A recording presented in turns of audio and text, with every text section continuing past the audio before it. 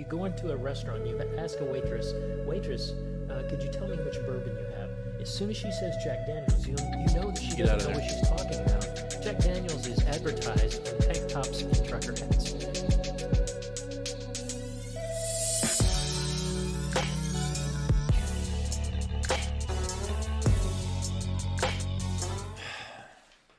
You good? I'm good. All right. Episode 9 of Milk and Bourbon. I've got with me my own father. I convinced him to come on with me. He said that he would do that as long as he got to choose the book. So he got to choose the book, and it turned out to be really good, as you'll see momentarily. But before we do that, I wanted to introduce him. Travis Rogers from Kentucky, 28 years in the military, 4 of them being in the Air Force, 24 of them being as a JAG officer in the Army, so essentially a lawyer for the Army. I'm going to allow him some time to introduce himself better than I certainly can. I'm the dad, yeah, got that. And I, as he said, I'm in the Army and working as a judge advocate. I picked this book with his approval, of course, for a couple of reasons. As he said, it has to do with Kentucky, and me being from Kentucky, all of us being from Kentucky. There's a link there, and especially since I left Kentucky right after I graduated high school. I enlisted when I was 18 and left home and haven't really been back since. So any connection to home that I can grab onto, I try to do that. So he left a little bit out, though. I got to select the book, and the bourbon was the deal, but as you'll find out a little bit later, he pulled a bait and switch on me on the bourbon. So, I reneged, yeah. So we'll see how that works out. Yeah, so as a better introduction, we figured that maybe 2 stories or a story from your time, your 24 years doing this job. I'm sure you've seen a lot of interesting things. We wanted to give you the opportunity to relate some of those stories. All right. There are a couple stories that especially my younger boys enjoy hearing me tell. And so I'll tell one or both of those. And I'll tell you, everything that I'm going to say was public record. I'm not disclosing any information that was given to me in confidence. Behaving like a true lawyer. That's right. And I'll also, just to make it even more generic, not use any names or locations. But I think the one that at least the boys like hearing most is one part tragic and one part comic. Tragic in the circumstances, comic in the execution of the story. So right after the invasion of Iraq, when I got back from that deployment, there was another individual who was also in the Army who came back, and he was having some difficulties with what he saw and what he did, and some things that had happened to friends of his, I guess. Those difficulties got the better of him one day when he was on his way to PT. PT is physical training.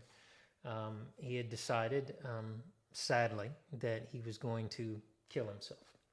And he had a pistol that he kept in the glove box of his truck, but he didn't have any ammunition. So he drove, and he was struggling. And again, this is all public record, but he was struggling with whether this was the right thing to do, whether that would end his pain, whether it would cause more pain to others. He was just struggling the whole way. Finally got to a place far from the installation where he stopped to buy ammunition, and went back out to his truck and decided, he would find another place to do it. As he's driving, he's putting, and again, this is tragic, he's putting the firearm in his mouth and trying to find what some would, I guess, try to call the courage to pull the trigger, and he couldn't do it. So after several hundred miles of this, and he was several hundred miles away, he decided, since I don't have the courage to do this myself, I'm gonna commit suicide by cop. So here's what he decided to do, and here's where the tragic circumstances start to turn a little bit comic. And I can only say that it's comic because it turns out, well, he lived through this. Spoiler alert. Spoiler alert. So he went to this small town, and he finds a bank. And he goes into this bank, and he's got his firearm, and he's got a bag, and he goes in, and he fires a couple of rounds in the ceiling. There are 2 or 3 customers present, 2 or 3 tellers. It's not a big bank, small bank. Says this is a holdup. Give me all your money. He gets the money, which, as I recall, was maybe $3,000 or $4,000. And he goes out to the parking lot, and he stands there in the parking lot. In one hand, he's holding this bag of money. In the other hand, he's holding this firearm, and he has steeled himself for the inevitable. So he's just waiting at this point. He's waiting. He's not gonna drop his gun. He's gonna keep that gun in hand to make those cops shoot him. Sure enough, he starts to hear sirens, and he tells himself, "This is it. This is when it's gonna happen." And the sirens are coming down the road, getting closer, getting louder, getting louder. Pass him right by. Keep going right by. But then he starts to hear another siren. Okay, here's the one. Here's the one. This one's going to stop. Getting louder, keeps going right past him. And he waits. And he waits for probably 10 minutes, and nobody ever shows up. Apparently, there are only 2 banks in the town, and they got the wrong bank. So, again, lots of things swirling in his mind. He's not thinking straight, but he ultimately decides, I'm going to go to the police department, because he drove past it on the way to the bank. I'm just going to go there, and I'll end it right there in the parking lot. And he goes there, and he grabs the bag, and he's walking into the police department, and he knocks on the window of the lady that's running the front desk, and knocks on the window, and she says, not now, honey, we're busy.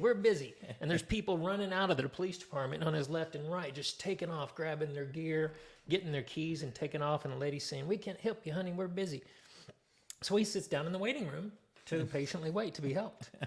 And finally, gets up and knocks on the window again and says, I'm the guy you're looking for. And at that point, her eyes finally open, and I guess the sheriff or the chief of police or whoever was still there, and she calls him up there real quickly. And that's when he realizes, just as the sheriff walks in, that he forgot to bring his gun. He has the bag of money, but because he doesn't have his gun, there's no shootout, what he had hoped for. So he lived through that. Now, because this is right after OIF-1, right after the invasion of Iraq, there's this patriotic fervor that's sweeping the nation, blanketing the nation. This small town felt bad for this guy. They felt bad that one of the nation's heroes had such emotional things happening to him that he did this. So everybody in this town was behind him. We support you. That's right, including the president of the bank. The president of the bank wanted to testify on his behalf. So I was able to work a pretty sweet deal. When I say pretty sweet deal, they had him in pretrial confinement after that. And this is a federal crime. If you rob a bank that is insured by the FDIC, that's a federal crime. And the feds had mandatory minimums, where if you're found guilty, you're automatically gone for a long time. So I called him up and told him, hey, if you transfer jurisdiction to the military, we don't have mandatory minimums for this kind of crime. There's some we do, but not for this kind of crime. And I convinced them to turn the jurisdiction over to the military. And then I worked out a sweet deal where he didn't lose any rank. He didn't lose his retirement. He didn't have to go to jail. No fine, no forfeitures, nothing. He had a conviction, but he got to go home. And how did he respond? Well, he was still having some difficulties. He never told me thank you, but that's okay. I wouldn't necessarily. It was the right thing to do, but he never said thanks. In fact, he was just angry at the world. He was angry at me. I don't even know. Yeah. I mean, I get being in a really bad place, especially during the surge. But man, I wonder if he ever thinks about that. Assuming that he's still with us. I wonder if he ever is just like, I wonder where that lawyer's at. I wonder what he's doing. I think about him often, wondering how he's doing emotionally. I hope he has gotten the help that he needs. That wasn't my job to get him help. That was other persons in the military. And as I understand it, they were pursuing help for him. But I often think about him, wonder how he's doing. But I don't think about it in the sense that, hey, that son of a gun still owes me a Christmas card or something. I feel like he does. But I think it's when I think about that story, I think about like the Three Stooges type humor, where they're like he's standing there with this bag of money, got a money symbol on it and a gun, and just the cop cars just Keystone Cops. Yeah. Any other time in history when a man robs a bank, he's going away for a long time, and he's definitely not retaining the full honors that he had getting out. So did a solid, I guess. Yeah. And just did your job, I guess, but it worked out. Pretty good job. It worked out. All right, so now that you know my father, he did pick the book. Like he's already mentioned, I did renege on the choice of bourbons, and I kind of threw him for a loop on that one, and we'll detail that in a moment. But the book is Bluegrass Conspiracy, or The Bluegrass Conspiracy by Sally Denton, who was there in Lexington during the time of all these occurrences. So the book surrounds a part of Kentucky history that I had no clue was there. You just don't, when you think Kentucky, and this is for anyone within or without a Kentucky, you don't think about some of these things that these guys were able to accomplish. And it sounds like I'm in awe, and I think that's because I am. Yeah, and that's something that jumped out at me. You sort of alluded to it just now. I was living there during this time. I remember hearing some names. The company, as they called it in this book, came into full operation and existence in 1977. And I remember what I was doing in 1977. I remember my dad saying, hey, the Kentucky Wildcats are ranked number 1 this year. And I said, what's that? And he had to explain to me what ranked number 1 means. So you sort of are lost in your own little world and you're oblivious to whatever's going on around you. But when you hear these familiar names like Anita Madden, I remember her putting on derby parties and hearing about her.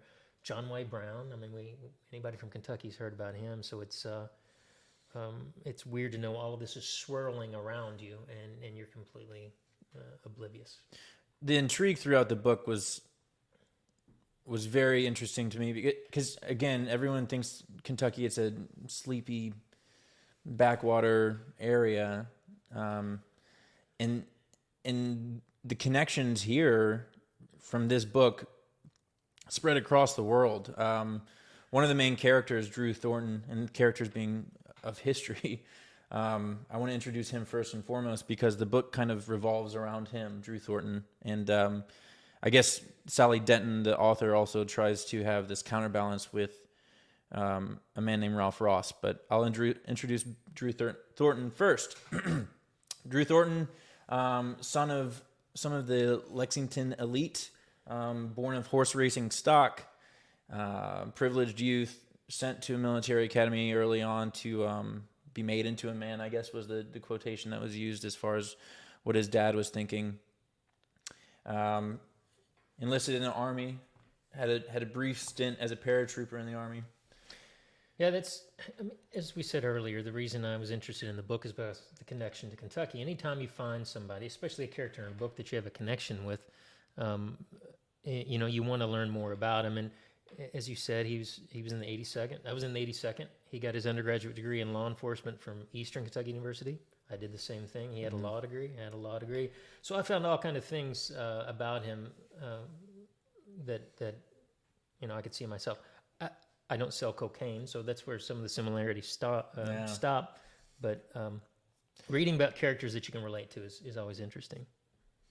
Yeah, so he did a stint in 82nd, and then he was it lawyer first and then police officer, or police officer then lawyer?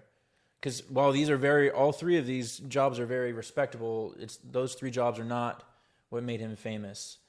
Alongside him, or I guess one of his peers, is a man named Ralph Ross, who's in the state police, which is a completely different entity from the city police that Drew's in.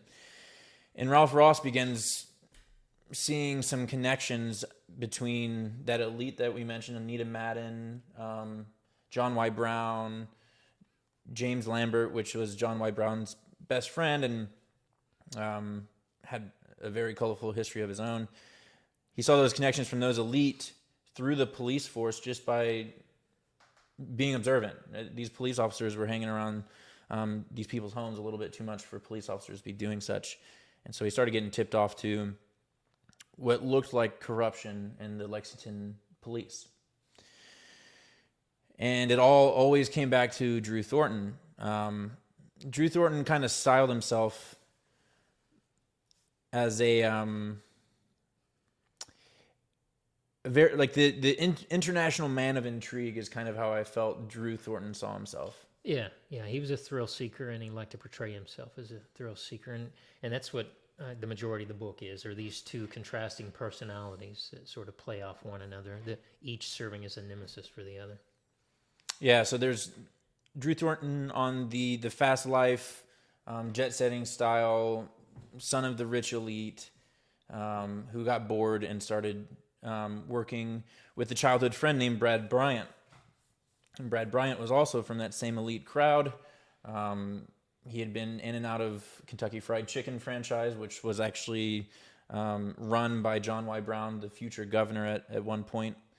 And so there's all these interminglings between the elite and these police officers, and it all centers on Drew Thornton and Brad Bryant. And these two childhood friends decided to pursue that fast lifestyle even harder. And they started something called the company.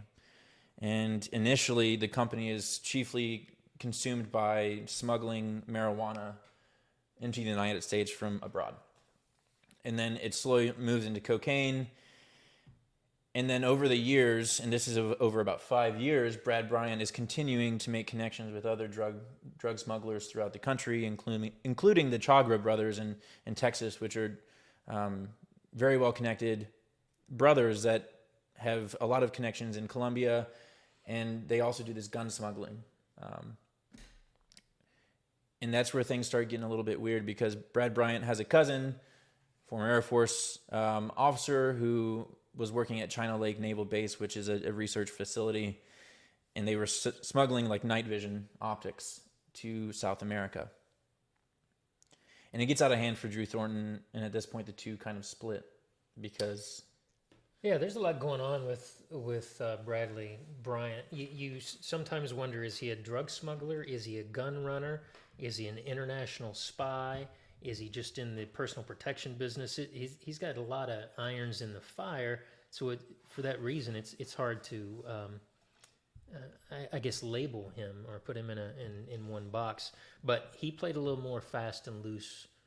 He was much more of a risk taker in terms of who he's willing to trust, and the, I guess, openness of his operation. Whereas, as you said, Drew Thornton decided to cut away from him because Drew was the opposite. He's got a very tight circle, tight-lipped, and not wanting to draw attention to himself.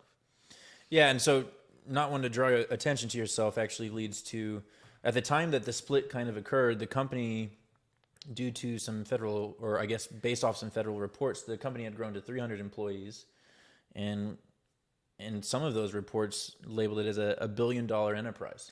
Yeah, and when we say employees, we're not just talking about people who are unloading weed off of a truck. We're talking about bankers and lawyers and accountants, polygraphers, because they wanted to make sure that they had no moles. Yeah. You had to it's kind of like being in the CIA. You had to routinely submit to a polygraph examination. So they not only truck drivers, but they had pilots, and they had, farmers that were allowing their fields to be used as a landing strip. It was pretty expansive. Yeah, they even bought I think it was like I want to say 300 acre, maybe 400 acre plot of land in rural Kentucky called the Triad. And at some points around 1980, when they were valued at this $1 billion, and where there started to be some federal interest in the group, there was rumor that they were training like a paramilitary force there, just based off of the amount of gunshots neighbors heard. And and I guess allegations that, because as I said earlier, they could have been in the drug running business as well, maybe training Central American rebels or fighters or whatever. So they had a lot of things going on. It's hard to know what's legend and what's fact. And that's another thing, is that Sally Denton, the author, was here during this whole time. She worked at WKYT there in Lexington, and they were reporting she was reporting when some of these people started meeting their maker. And one of the main turning points, I think, aside from the fact that these, it started to get reported at China Lake that some of these optics were going missing. Another thing occurred. Judge Wood, a federal judge in, was it Texas or San Antonio, I believe. Yeah. Yeah, he was assassinated, which, I mean, when you have a federal judge getting assassinated, it draws a little bit of attention. I'm talking FBI, Customs, DEA, ATF, and then state and local police across. It mobilizes the resources of the entire federal government. There's no one who is not springing into action whenever you assassinate a federal judge. So that's, if you're not wanting to draw attention to your operation, that's probably the last thing you'd want to do. Yeah, so at this point, Drew Thornton is already split from the company, and Brad Bryant is still running that fast and loose style. He's been making tons of money, of course, and so it kind of emboldens him, so he only continues to get worse. And in about, I think it was 78 or 79, Brad Bryant was accosted by an undercover DEA agent when he was trying to sell him 804 pounds of weed, and with the promise that he could read 20,000 more pounds very soon, within weeks. And this was because it looked like he got tipped off by another drug runner. I'm going to call him Mr. Walker, but there's not much more to be known about Mr. Walker, because while he was getting accosted, they had actually already been tipped off, they being the company, and had arranged for Mr. Walker to be killed. And his body was actually being fished out of a Florida swamp while Brad Bryant was being placed in jail. So it was very clear throughout that the connections didn't stop with the private organizations, but it was with the public federal organizations as well. Somehow Brad Bryant and Drew Thornton had set up those connections with a lot of government entities that Drew Thornton maybe was able to utilize later on, but Brad Bryant was definitely utilizing based off of some of that information. But everything, even for the most careful of criminals, comes to an end. Drew Thornton was continuing to try to run an operation of his own, albeit much smaller and much tighter knit. And somehow still information gets leaked. I'm assuming it's probably because of his connections to the company. You can't sever all connections. So eventually the police officers across the country were being tipped off to an operation that Drew Thornton was running, and he got caught up to in Louisiana. He suspected something wrong was happening and fled, and was actually tracked down to Southern Pines Regional Airport. Mm-hmm. Yeah, it's like within an hour of where we're at. I would say even closer. Even closer, just outside of the Fort Bragg installation boundary, I think. Yeah, and I just wanted to read this off just because this was impressive and somewhat comical to me. At the time of his arrest, Drew Thornton was found to have a .22 caliber handgun, nunchucks, a bulletproof vest, and a parachute. And then a book with all kinds. So it had his codes along with some undecipherable things, but then it had contact information for several DEA agents, government officials, and military generals in Bolivia, Brazil, Costa Rica, Colombia, Ecuador, Haiti, Mexico, Paraguay, Peru, and Panama. So about a third of South America he had his hands in. He even had the number for an officer in the Narcotics Bureau from Hong Kong.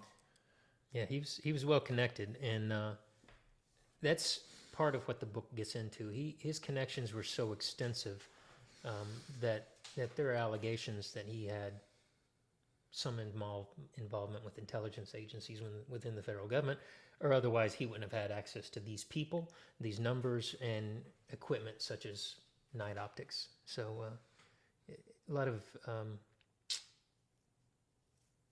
potential ties to a very dark spy-led world. Yeah, so his bond was placed at $1 million for that, and it's not mentioned much what comes of that. I don't think much comes of it, honestly. He kind of continues operating, and this is how the book started off. And then it started off in, what was that, 85? Yeah, I remember what happened to him. He went to jail for 4 months. Went to prison for 4 months. Okay. As a result of that, it's in this book. There's so much going on at once, and we'll talk about the style of writing here in a second. But there's so many characters and everyone's getting arrested because everyone has to pay the piper eventually. That it's hard to keep track of how many indictments there were. But yeah, so I guess he did serve 4 months for smuggling thousands and thousands and thousands of pounds of weed into America. But it gets to the point where Ralph Ross, the guy that's been investigating Drew Thornton for 15 years at this point, 16 years, he receives a package from an anonymous source that has some credence to it, I think, and started getting really interesting for me. And it detailed that it was fairly common for the CIA to operate this way, to have an overt agent, which we haven't mentioned him yet, but he was a DEA official who was able to use his DEA connections to engage with some people that Drew Thornton, Bradley Bryant otherwise would not have been able to. So there was the overt operator, there was the covert operator, which they believe was Drew Thornton, and then there was the assets, the people that where the rubber met the road, and that was the Bradley Bryants. And I mean, there's a myriad of other characters in this book. Henry Vance, Bonnie Kelly, hundreds of people. And so Ralph Ross begins the question, is it possible that what Bradley Bryant said when he was arrested, what Drew Thornton has said in the past with being a good guy and not a bad guy, is it possible that they have been working for the CIA this whole time? And I think it's plausible. It is. And the casual observer would say, why on earth would the CIA want to be involved in the drug business? And from the standpoint of drugs, there is no interest. But those assets that you're talking about, those assets in Central America have intelligence that have outside of the drug world. They have intel relating to national security matters in their country. And Central America, especially during the 80s, was a big concern of ours. That's what the Iran-Contra deal revolved around, was Central America.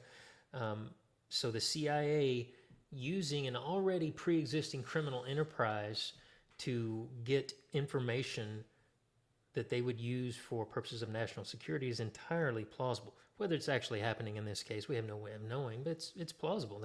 They're in the business of intelligence gathering, and you get it wherever you can.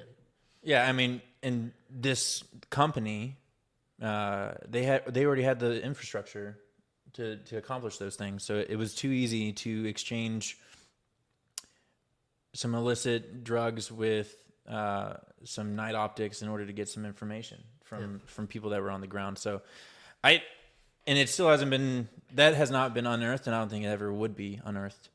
But the way this book started was actually with the death of Drew Thornton. And I'll talk about Drew Thornton, you talk about the bear. Yeah, so Drew Thornton, early one morning in 85, I think it was springtime, a man called the police and claimed, actually he called his sisters first, and then the police. I remember the date. It was September 11th. Was it? Memorable date. Yeah, September 11th, 85. Okay. Yeah, of course. So 85, a man claims that there's a body in his front yard, in the driveway of his front yard. And it turns out to be Drew Thornton.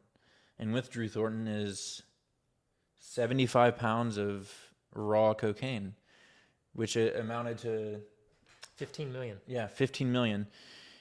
And furthermore, the investigation that obviously followed this, that was one of 13 bags. So it equated to somewhere around $160, $175 million worth of cocaine strewn across the southeast portion of the United States. Yeah, and there's a reason it was strewn throughout the southeastern portion of the United States, because they didn't want to fly their drugs directly to Miami or Fort Lauderdale or wherever their wholesale distributor was located, because the feds and the local authorities had figured out to look out for those things. So they would fly farther north, unload somewhere, put it on trucks, and then take it down south again. But in this particular instance, he was dropping them at certain locations that he would drop, 6 or 8 different duffel bags full of cocaine that was attached to parachutes, and then he'd have ground crews who pick them up along the way. Now, one of these, apparently, some of them were found by forest rangers. You had a bunch of hikers that were suddenly interested in hiking once it started being advertised on the news. Appalachian Trail became a hot spot. Right. But one particular bag, I guess, was found by a bear. And that bear,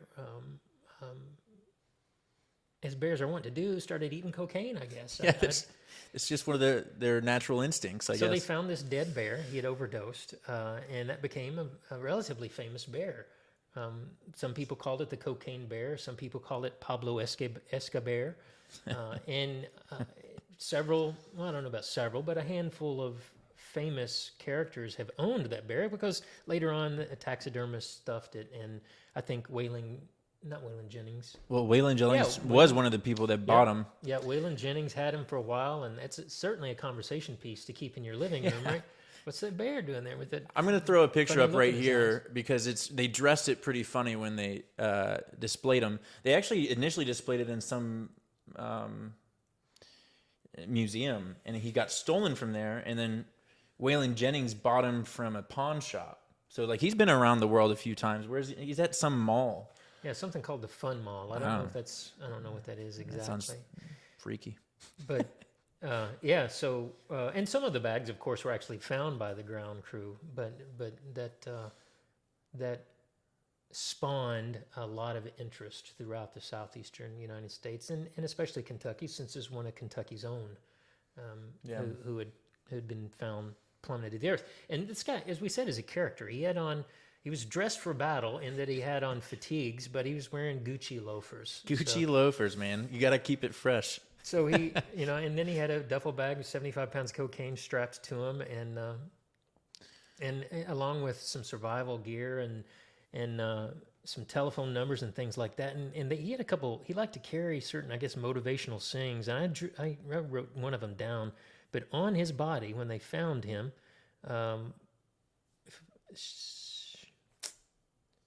while you're looking for that, I was actually going to mention there is actually some questions surrounding whether he died because of several different factors.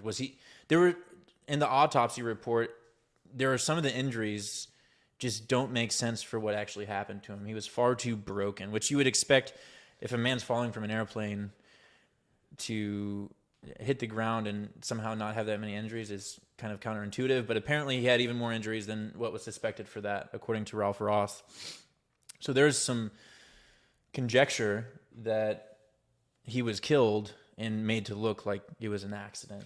Yeah, I can understand why somebody might think that. I personally don't subscribe to Ralph Ross' beliefs because I've seen, unfortunately, the results of people who have died under similar circumstances. And the injuries are extensive and sometimes difficult to explain. But so I found, while you were talking about that, I found the saying. This was found on his body.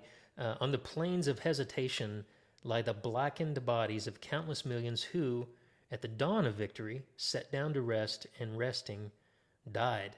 So that was one of his self-motivational things that he carried around. That don't quit, keep pushing forward. You're going to own the world, kind of thing. The moment you take a breath, you're going to lose. He definitely had a delusion of grandeur. I mean, he started off, being the child of very rich horse racing parents. I don't know. I just felt like from the very beginning, he thought he was destined for, and he ended up doing some, I won't call them great, but some incredible things. Almost unbelievable amounts of life lived in the 40 years that he was alive. Yeah, and that's part of what makes a book like this fun to read is the adventure. He was certainly a thrill seeker, and we like to read about adventure. And you and I briefly touched on that subject yesterday, I think. We've always been interested in stories of adventure. And you look in the Bible, Cain and Abel, Jacob and Esau, or Sarah and Hagar. There's always, the drama has always piqued our interest, right up through Shakespeare.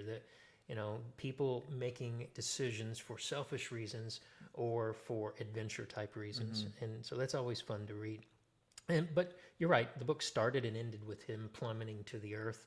And that certainly provides a colorful bookend to his life, I guess.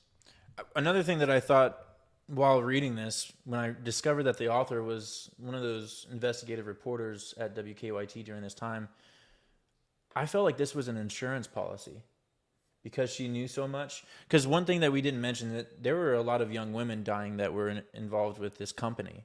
And so I'm wondering, and a lot of people that were opposed to the company ended up dying. We're glossing over a lot just in the interest of brevity. But I wondered that maybe if her publishing this book was a way of, protecting herself, because there are definitely some things left out. Yeah. And I wonder if this was like a warning shot. Like, hey, I know a lot, and a lot of people know what I know, and I can publish it to the press and end your whole operation, is what I felt like was happening. Because this was published like less than 5 years after Drew Thornton died, and it was not left with a full resolution as to what was going on. There was an open-ended ending. Yeah, she was getting it from a lot of different directions. She wasn't just getting it from the dark underbelly of the drug smuggling world. She was getting it from the Lexingtonian elite, because working there at WKYT, and that apparently was one of the primary news outlets, media outlets, that was reporting on this kind of thing. But they were also getting it from the elite because they were touching on some names that they weren't supposed to touch on. The John Y. Browns of the world, and the Jimmy Lamberts, and the, what's his name, Henry Vance? I think it's Henry Vance. Yeah, so they were getting it not only from the criminal element, but also from the ruling element around those times. So it was tough reporting to be done, I imagine. So before we give our ratings, our individual ratings, there were two things I wanted to do. I wanted to analyze her style, because we both had some bones to pick. And then I wanted to analyze a couple of different themes or thoughts that I had while reading the book that I think that you may help to answer. So the first thing is Sally Denton's style. I know you've got an opinion. I do. As you pointed out, she was a reporter, and I think she took her story and plugged that story, cut it in half, and I think she put the first half in the beginning of the book and the second half of her original story at the end of the book, and she had a gaping hole in the middle that she needed to fill. And I say this, I cannot write a book. I hate to criticize somebody for doing something I myself could never do. But I'm asking you to do it. Yeah, well. Blame it on me. I'll take the blame. I feel like the gap in between, the period in between, was filled with information we just didn't need. I mean, again, I'm not going to propose that anybody edit the Bible. It's the Word of God. But when you get into Leviticus and Numbers, it starts to get a little dry. That's the part where, and Henry begat Stephen, and Stephen begat. That's the part that he's referencing. Yeah. So I hate to criticize her but there was a lot in there that we didn't need to know. There were 2 pages where there's just listings of telephone messages that were left, and I understand why she needed to mention them. But I don't know if you needed to list them. There was another time. There was one sentence that was over 300 words long, It was her like waxing poetic on how Drew Thornton felt about himself. Yeah, it could have easily been a list, but yeah, waxing poetic about what was in his own head, I think was a good way to put it. But when I start counting words, you've lost your goal in getting me to read your story. Halfway through the sentence, you've lost me once I start counting words. Yeah. So style, I think the content, like you said, because the first 100 pages and the last like 50, 75 were really interesting. And I think there's more to the story that maybe she didn't know or wasn't willing to put out. I'm not sure what, but like the roots to this story runs deep, and it's deeper than maybe anyone will ever know. Now, you and I mentioned earlier, before we got started here, that they're making a movie about a portion of this, the Cocaine Bear portion. The Cocaine Bear portion. Pablo Escobar. It's supposed to be coming out next year, so hopefully... be on the lookout. Yeah, hopefully the movie keeps your attention throughout. I don't think they'll prescribe to the Sally Denton style. Okay, and that leads to themes or things that I thought may... I don't know... It could be something that other people have thought at different times that I thought about while reading this book. And the first one was, and you kind of alluded to this earlier with the adventure, is why is it that humans are so enamored by people that live outside the law? And I honestly think it's just the awe that people feel from seeing someone make it big without the support of society. Yeah, there are 2 parts there. Number one is the thrill, the adrenaline rush that you can see. Somebody who does it has to be, on some level, pretty brave, or brazen at least, a risk taker. But on the other hand, and you sort of alluded to it, is there's a bit of a Robin Hood element to it. Whenever somebody, and I know Andrew Thornton came from the elite, but he sort of stepped away from that once he became a cop. But when you see somebody who maybe is not part of the ruling class, who's still reaching out and grabbing theirs, not distributing it like Robin Hood did, I guess, but Yeah. but going out and seizing theirs, even though it wasn't given to them as a birthright. There's something attractive about that, Yeah. and maybe in some fashion provides a little hope for somebody who's like, man, maybe mine's still out there. Maybe someday, I don't know that I'm going to run cocaine, but maybe I can seize. I can have this beach house villa, Right. in Florida, or I can have these travels, these exciting because, and that's why the whole time I was wondering, and only briefly was the cop Ralph Ross wondering, could this actually be connected to like some CIA government shadowy, the shadows of the world type of operation, and just the mystery and intrigue of that is what makes me think that's so exciting, is that there's a possibility that he was the good guy. Yeah. Undoubtedly, probably not. I would assume, just based off of everything that happened and all the killings, and maybe just for my own mental well-being, that he was definitely living on the wrong side of the law and just doing his own thing, and greed was what was powering him.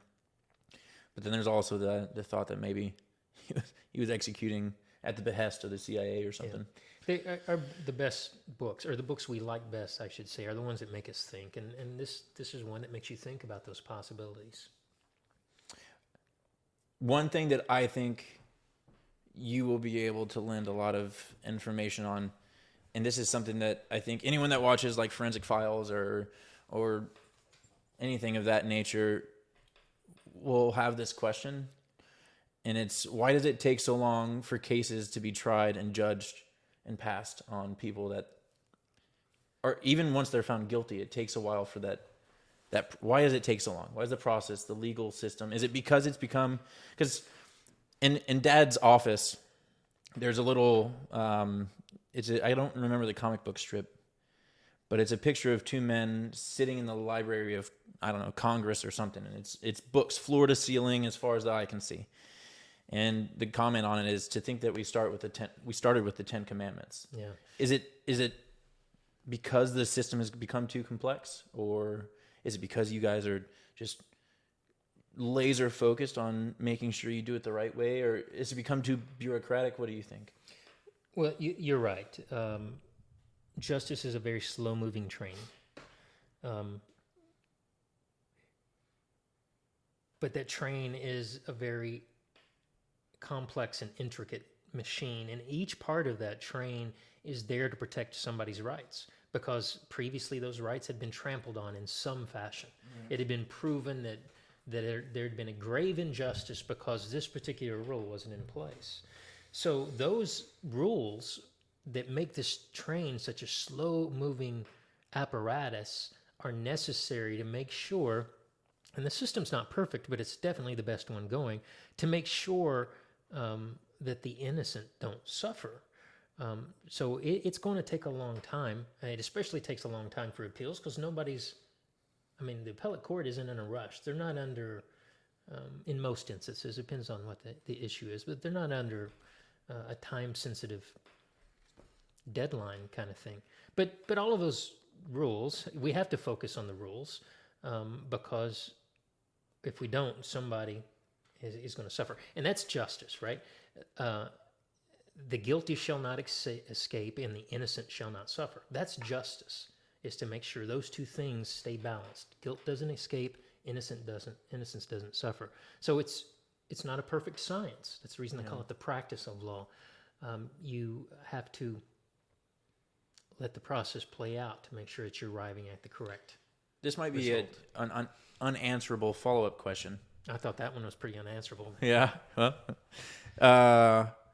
Do you think that because we make so sure that we don't, and I mean, there are, albeit very rare instances of people being wrongly accused or convicted is more the right term that I'm looking for, but do you think that same system allows too many people that are actually guilty free because of the bureaucracy? Yeah, it's going to happen. As I said, it's not a perfect system. It's going to happen that the guilty sometimes get away with it. But two things on that, in terms of providing you an answer to the unanswerable, is number one, I feel like people eventually get theirs. I think karma usually catches up. But secondly, and more importantly in my mind, is I envision if one of my kids were accused of something, I want every damn one of those rules to be in place. Yeah. To make sure that my kid is protected. So it might be right that there might be a guilty person out there that gets away occasionally, but that's what it takes to make sure that me and mine are properly protected. Yeah. Then I wonder if people think about that side of things often. Like, what if it's my kid that's convicted? Because you just see what the news tells you, and they usually paint it as a foregone conclusion, as opposed to how it should work. That's another thing, is you start to look at things through a different lens as you get older, as you have kids, as you take different jobs. It's easy for somebody on the news to state an opinion. It's easy for a prosecutor to prosecute because you're a hammer and everything looks like a nail. It's easy when you're a defense attorney to say, hey, there's more to the story, because that's your job, is to illustrate the rest of the story. But when you're in a position where you don't have marching orders, not everything looks like a hammer. Not everything should look like a nail, rather. Not everything should look like a nail. You're looking at things through a different lens, and it's weird. But that's how I put it into context. If it was my kid, what would I want to happen? Okay. How's that for an answer? That's pretty good Yeah. for the unanswerable. All right. So now to our rating. I'm going to let you rate first. Out of 5 stars, what do you think? Yeah, well, I'm a tough critic to begin with, whether it's books or movies or whatever. I'm going to give it a 3, and here's the reason I give it a 3. I enjoyed reading it, but that's because of the connections I had to the characters, to the places, to the names. Somebody who didn't have those connections, I don't know that they would have gotten the same enjoyment out of it. So I'm afraid if I give it more than 3, expectations are going to be too high. Okay, so 3 traditionally means that it's worth the buy for me. Would you say that it's worth the buy? Yeah, 3. I mean, it was what, $16 used. So it's worth the read, I guess, the time that you spend reading it. A 3, I would consider it's worth me reading it, but not necessarily worth me recommending it to somebody else. Okay. Because I don't want to be on the hook for, hey, you told me this is a good book. Okay. Using that logic, then I'm going to give it a 3.5. Because I probably, if someone asked me, hey, I'm into nonfiction, I'm into forensic files, like I mentioned, or those types of shows, I would give them this recommendation. Yeah, let me amend what I said. I would recommend it to somebody from Kentucky because there's so many things. I mean, they mentioned like specific places that I've been to, Lansdowne Mall, right, or New Circle, or yeah. Well, Hamburg Place is a shopping center now. Apparently, that used to be part of Anita Madden's farm. So somebody from Kentucky, I would recommend it. If you weren't from Kentucky, I would say, if you need to pass time while riding on an airplane, go ahead and read it. But otherwise, I would say that if you're into like the nonfiction or the criminal side of things, as far as watching those types of shows, then I would say yes, you should read it. But a quick update, real quick, on some of the characters. Henry Vance, that we mentioned a few times, died last year after a long and happy life working in insurance. He was the one that supplied a gun for someone to be murdered in Florida. Correct me. I think he was like the chief of staff to the Speaker of the House in the Kentucky at the time. So heavily connected in politics. James Lambert, the best friend of the governor at the time, only served 15 months' time.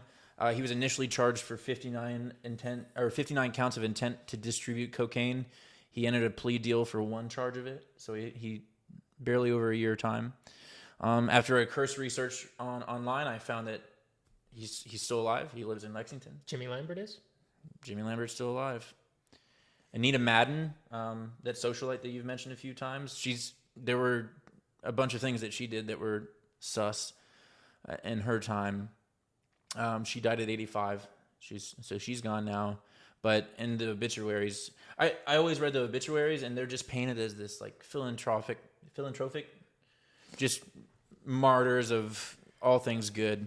You just said something that struck me. I've What? got to interject. What's that? Everything that we're saying here, this is me playing the lawyer, all right? Everything that we're saying here is just our opinion based upon what we read in this one book. We don't know anything because these people that you're mentioning right now like to sue other people.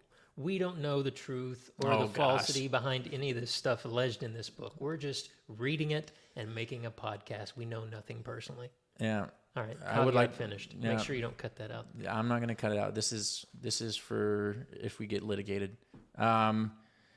I'm not popular enough to be litigated, guys, but we'll see. No mention of Ralph Ross, or was it Don Powers? Yeah, so Don Powers we didn't mention, but he was the loyal associate to Ralph Ross throughout his entire tenure. The two cops that were deeply involved in this throughout, yeah. They even started a business that the book mentions. I can't find anything on the business, so I don't know what happened with them. And then John Y. Brown, after dropping his bid for president, after that, because he did have pretty high aspirations for president, but due to some of the things that happened to James Lambert and some of his other close constituents, he just continued to open up chicken franchises and become filthy rich. So John Y. Brown had the whole world ahead of him, but he earned this. I read in there that when he was in high school, he was selling vacuum cleaners in his... Yeah, he was a great salesman, yeah. And when he was in college, he was selling encyclopedias, and apparently what he would do is when the newspaper would come out with birth announcements, he would go to their house and say, what are your plans for the education of your new child? Look at all these encyclopedias. And he also did some statistical analysis too, because he started sending more people to the poorer regions because it was more likely that the parents of poor families would purchase these encyclopedias. Wanted their kids to live better to have something more than they did. So he was smart. Yeah, I think he was a millionaire while he was still in his 20s. Yeah. I'm not there yet.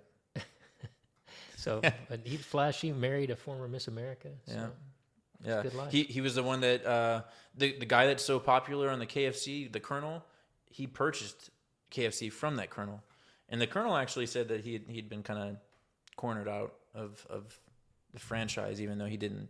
He claims that he was browbeaten out. Little known fact about Colonel Sanders: he also practiced law at one time, but had to stop because he kept getting in fights with his clients in the courtroom, fist fights. Colonel Sanders, Kentucky, you know. All right, don't litigate us. We know nothing. We just claim to be We're just interesting. a couple of fellas just having a good time. All right. At that, and Mr. Lambert, if you do end up seeing this, I'd love to have a bourbon with you, man. I would love to have a drink with Jimmy Lambert. He seems like an interesting person. He was in the courtroom wearing sunglasses and cowboy boots. That's my kind of guy. So, on to the bourbon, though. Quickly, this is what I did that Dad's a little bit upset about. So initially, we were going to compare Basil Hayden with Old Granddad because they're made from the same mash bill, sour mash bill, but one's clearly more expensive than the other by about $25. And we were going to have a comparison there. You can still do that later. We could. Maybe I could do a cameo, come in long enough just to take this too. Yeah. But they weren't in the store. Well, there was a whole handle of Basil Hayden, but I thought that was too involved. And so we're moving on to two different bourbons, one of them being from Kentucky, one of them being from outside of Kentucky. And we're going to test to see if Dad can choose the one his heart desires. So I did this last week. You haven't seen the podcast yet, or not last week, but 2 weeks ago. And I tested myself and I failed. I don't like this. I market Kentucky bourbon because that is my obligation, because I am a Kentuckian. And when you are from Kentucky, you market what is important to the state, whether it's thoroughbreds, whether it's basketball, whether it's bourbon. Cocaine. Oh.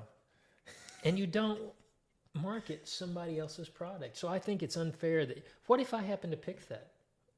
I have so few friends to begin with, I'm gonna lose those. Are you more interested in truth, Mr. Jag Officer? No. You can't handle the truth. Bourbon is... You want to hit me with that? No, I don't. So we're gonna test him.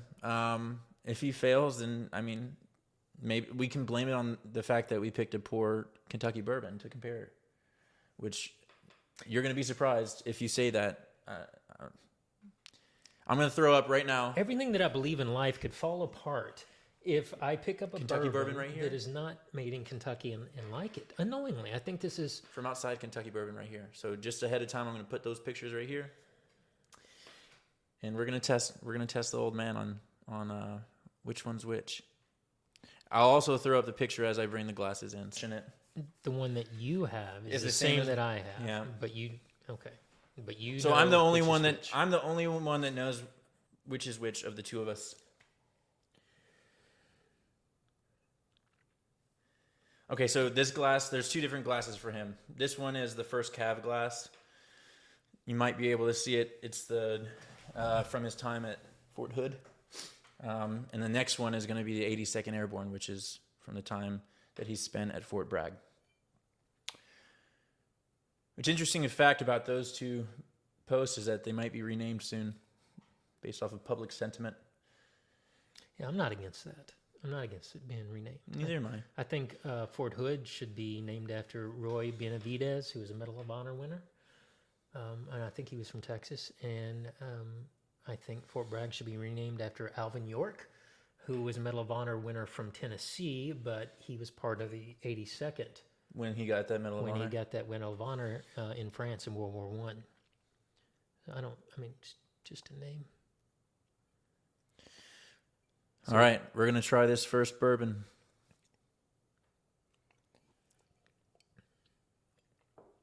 Short finish. Very short finish. I'm not a connoisseur of bourbon in the sense that I'm able to give you Those notes. scientific feedback of what'd you say? Short finish? Well, those notes? So I don't I'll do tell that. you, I'll explain that. The finish is how long that flavor or the effects of that stay with you. Okay, that makes sense. But I just drink what makes me feel good. It's all about emotion for me. It's not about science. It's about emotion. And he's about to get real emotional and if I'm he chooses emotionally- wrong. I'm emotionally attached to Kentucky bourbon. Oh, it's got a fire in my belly It's too. been a long relationship. Yeah. Long and storied tradition. All right. All right. I think I need, and I noticed you already drank all of yours. I haven't drank all of mine yet. I feel the need to compare and contrast. All right, so this is the second one that Dad's examining right now. I think right now he's looking at what kind of residue it leaves behind. Yeah, I'm trying to see if there's a difference between the film that each one of them leaves. Some of the films left are clear and silky. Some are a little more muddled. Not muddled, that's not the right word. Just sugary, maybe. I'm kind of glad that we took a little bit of time this morning, and I'm kind of glad that we started drinking bourbon afternoon because I'm not ready to admit that I'm drinking bourbon in the AM, even if it is a Saturday. It depends on when they're watching this podcast. I'm saying, yeah.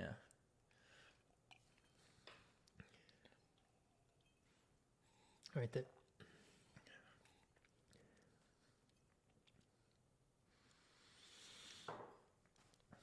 I don't like this. I don't like this whole setup. I'm not. I needed to be more sure when I tasted the second one, and I am not. I don't like this at all. The setup.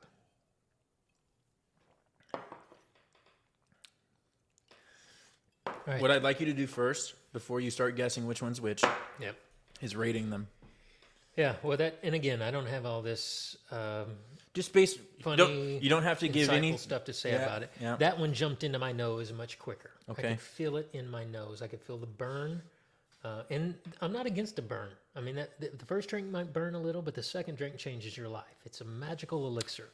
because I know this, you're going to agonize over this for a couple minutes. While you're agonizing and thinking over this, why don't you pitch to the viewers bourbon? Yeah. So I'm not going to encourage you to start drinking if you're a non-drinker. This is only to the people who already drink alcohol. And I want to point out to you the error of your ways, because this is the most uniquely American drink that you could possibly think of as item number one. And if you're consider yourself American, then you're supposed to be drinking it. But number two, it is classy. You drink bourbon out of a glass. You don't drink it out of a beer can or Styrofoam cup. yeah. It's classy. I mean, one of Andrew Thornton's aliases was Andrew Bourbon. He's buried in Bourbon County. D.B. Cooper. You know the story of D.B. Cooper, the guy that jumped out of the airplane? This is like the Kentucky version of him, and less successful. But if you look at D.B. Cooper, he ordered a bourbon before he jumped out into the infamy. Yeah. So bourbon is a very classy drink. But be sure that you're drinking Kentucky bourbon instead of something like Rot Gut Tennessee whiskey. Because if you go into a restaurant and you ask a waitress, could you tell me which bourbon you have? As soon as she says Jack Daniels, you know that she doesn't know what she's talking about. Jack Daniels is advertised on tank tops and trucker hats. Kentucky bourbon, good Kentucky bourbon, is not. As I said, it's a magical elixir. There was a line in this book that said, when the magic of the bourbon wore off. There's no such thing. The magic never wears off. There was. Unless you're, I do remember that line. Unless you're submitting to a roadside DUI test, that the magic might wear off then. Immediately. But it fixes almost anything. It makes me taller. It makes me smarter. It makes me better looking. It makes me funnier. You have to agree. You're just lying to yourself if you don't agree that this makes me funnier. So given all of the positive benefits, the bourbon's barely hit his lips, and he's already, the animation goes up it changes my attitude as soon as I smell it. It is not, I said it's not a scientific thing with me. It's emotional. When I smell it, it changes my whole outlook. It's an emotion.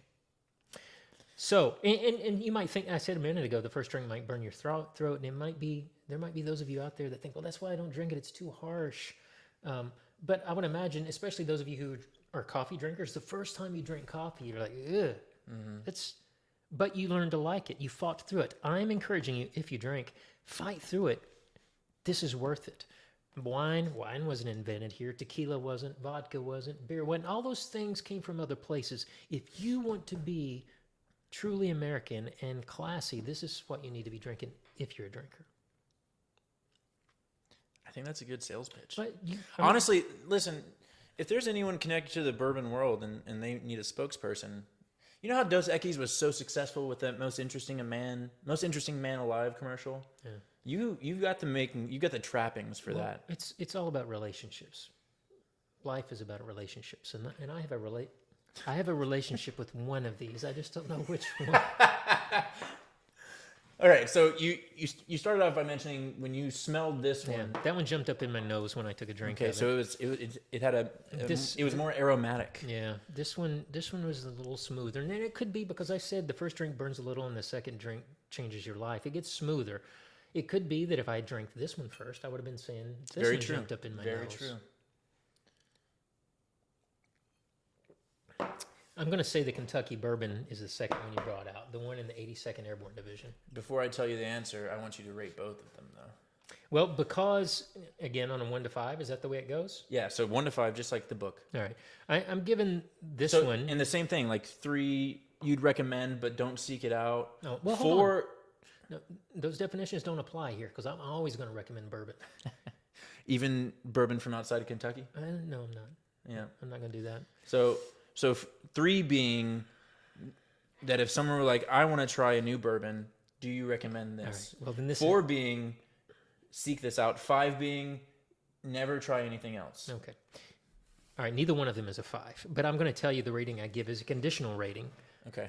With the assumption that it is from Kentucky. And if I find out that it's not, then the rating will change because I don't want to recommend it. So the first one that you gave me that's in the first cab glass, I'm going to give that a 3, and I'm going to say that's not Kentucky bourbon. Okay. The next one that you gave me in the 82nd Airborne Division glass, I'm going to give that a 4 and say that is a Kentucky bourbon. That's a little smoother. Okay. It didn't jump out at me, or it didn't grab a hold of my nostrils the way the first one did, but it could just been the order that I drank them. But when I look, you said it was smoother. So are you talking about like when you first drink it? It is much more agreeable to my palate. My taste buds invite this one. That's not science. That's emotion. This is pure emotion. To linger. Right now. It is. In Woodford Reserve. Straight out of Kentucky. which is one of my 4 staples that I should know how it tastes. You should. You ready? Yeah. Oh, good Lord. Your initial reaction was right. And we're gonna do the toast. You want to do it, Dad? You want to lead the toast? Oh, sure. Up to it, down to it, damn the man who can't do it. Utah bourbon. Thank you, guys. Love y'all.